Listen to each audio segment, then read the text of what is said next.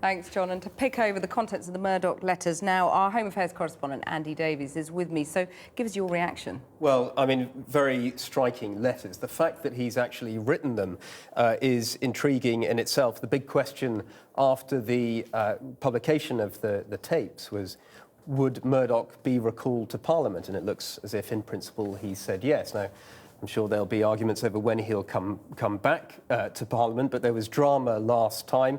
There'll be drama again this time if and when he does appear. I think the language in these letters is really interesting. Now, his lawyers at News Group will have been all over these letters, and you can see that in numerous places where they refer to page number of the Leveson report. But his voice comes through distinctively as well. And, you know, there's one line here when he's talking about the clean-up operation by News Group, and he says, "I have kept that promise to clean up and then some." I mean, it's the real Murdoch voice.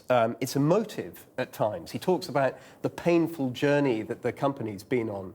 And he talks about at least one attempted suicide among some of his journalists. And that's fascinating that he's sort of bringing that out there as well, because they have never really wanted to discuss that for understandable reasons.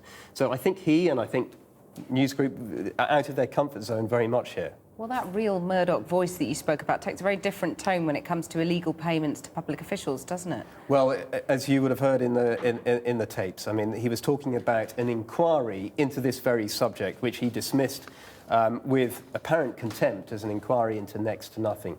Very different tone here. And he says that, you know, we all owe a great debt to the MPS. He talks about using the wrong adjectives and overly emotional comments. So he's expressing some remorse, but it's not just his company who's got a lot at stake here. He's got quite a lot at stake because you remember the police expressed an interest in him. So there's a sort of a personal defence here when he says, you know, it's completely false that I tolerated any alleged payments. So very sensitive, a lot of sensitive issues, and that comes across in these letters. Andy Davies, thank you very much. John.